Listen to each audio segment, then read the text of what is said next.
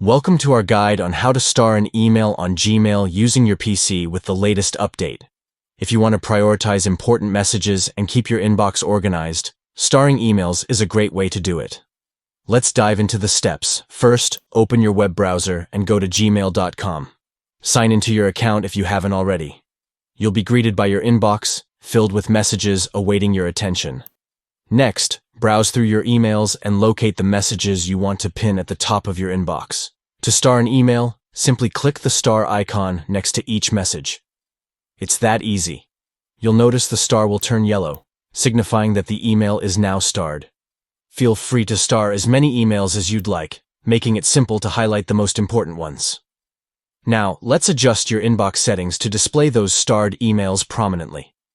Click on the gear icon located in the upper right corner of your Gmail interface. This will open the Quick Settings panel. In the drop-down menu, scroll down until you see the option labeled Starred First. Click on this option to enable it. This setting will rearrange your inbox, placing all your starred emails at the very top. Now, every time you log in, you'll have your most important messages, right where you can see them. And that's it.